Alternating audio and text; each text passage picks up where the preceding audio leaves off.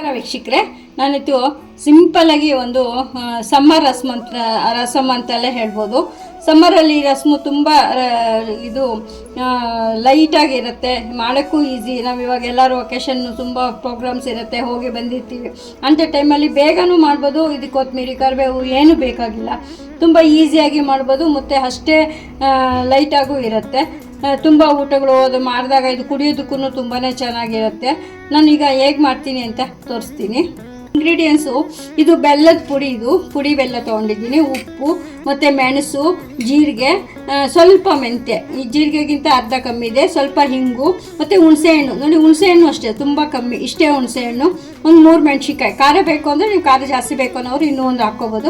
ಇಷ್ಟು ingredients use ಮಾಡಿ ನಾನು ಹೇಗೆ ಮಾಡ್ತೀನಿ ಅಂತ ತೋರಿಸ್ತೀನಿ. ಬೇಗನೂ ಆಗುತ್ತೆ, ನೋಡ್ತಾ ಇರಿ. ಹಣ್ಣು ಕ್ಯೂಚ್ಬಿಟ್ಟು ಇಷ್ಟು ಪಲ್ಪ್ ತೊಗೊಂಡಿದ್ದೀನಿ.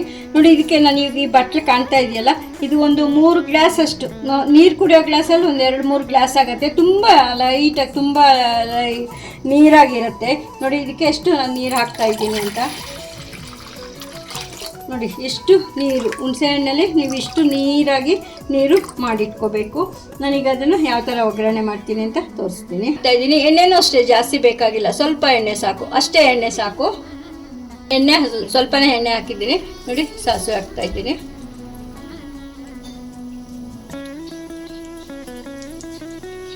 ಎಷ್ಟು ಸಿಂಪಲ್ಲು ಅಂತ ನೀವು ನೋಡ್ಬೋದು. ಇದು ಇವಾಗ ಇದಕ್ಕೆ ಬೆಳ್ಳುಳ್ಳಿ ಮತ್ತು ಎಲ್ಲ ಪೌಡರು ಏನು ಮಾಡೋಷ್ಟಿರಲ್ಲ, ಅದಕ್ಕೋಸ್ಕರ ತುಂಬ ಲೈಟಾಗಿ ಇರುತ್ತೆ. ಸಾಸಿವೆ ಚಿಟ್ತಾ ಇದೆ. ಈಗ ಮೆಂತ್ಯ ಸೇರಿಸ್ತಾ ಇದ್ದೀನಿ. ಮತ್ತು ಈಗ ನೋಡಿ, ಇದು ಮೆಣಸು ಹಾಕ್ತಾ ಇದ್ದೀನಿ. ಹಾಗಾಗಿ ಹೋಲ್ ಹಾಕ್ತಾ ಇದ್ದೀನಿ, ಯಾವುದೂ ಪುಡಿ ಏನು ಮಾಡಿಲ್ಲ. ಮತ್ತು ಈಗ ಜೀರಿಗೆ ಸೇರಿಸ್ತಾ ಇದ್ದೀನಿ. ಈಗ ಮೆಣಸು 3 ಮೆಣಸಿನ್ಕಾಯಿ ಇಟ್ಕೊಂಡಿದ್ನಲ್ಲ ಅದನ್ನು ನೋಡಿ. ಇದಕ್ಕೆ ಇಂಗು, ಸ್ವಲ್ಪ ಇಂಗು ಇಟ್ಕೊಂಡು, ಇದಕ್ಕೆ ಇಂಗು ಬೆಲ್ಲ ತುಂಬಾ ಇಂಪಾರ್ಟೆಂಟು. ನೋಡಿ, ಅಷ್ಟು ನೀರಾಗಿದೆ ಅಂತ ನಿಮ್ಗೆ ನೋಡಿದ್ರೆ ಗೊತ್ತಾಗುತ್ತೆ. ಅಷ್ಟು ನೀರಾಗಿದೆ. ನೀವು ಹುಳಿ ನೋಡಿ ನೀವು ಬೇಕು ಅಂದರೆ ಸೇರಿಸ್ಕೋಬೋದು.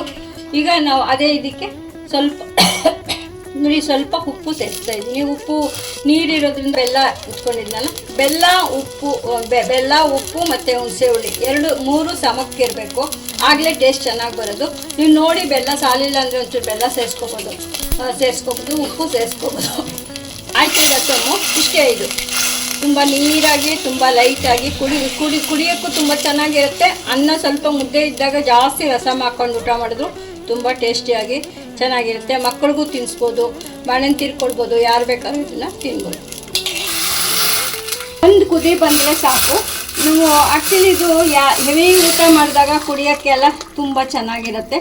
ತುಂಬ ಈಸಿ ಆ್ಯಂಡ್ ಹೆಲ್ತಿ ರಸಮು, ಎಲ್ಲರೂ ಮಾಡಿ ತಿನ್ಬೋದು. ನೀವು ಒಂದ್ಸತಿ ಮಾಡಿ ನೋಡಿ, ಏನು ಕಷ್ಟ ಇಲ್ಲ. ಯಾವುದು ಪುಡಿ ಮಾಡಬೇಕು, ಕುಟ್ಟಬೇಕು, ಬೆಳ್ಳುಳ್ಳಿ ಏನೂ ಇಲ್ಲ ಇದಕ್ಕೆ. ತುಂಬ ಇಂಗು ಮತ್ತು ಬೆಲ್ಲ, ಹುಣಸೆಹಣ್ಣು, ಉಪ್ಪು ಇದು ಸರಿಯಾಗಿದ್ದರೆ ತುಂಬ ಟೇಸ್ಟಿಯಾಗಿ ಆಗುತ್ತೆ.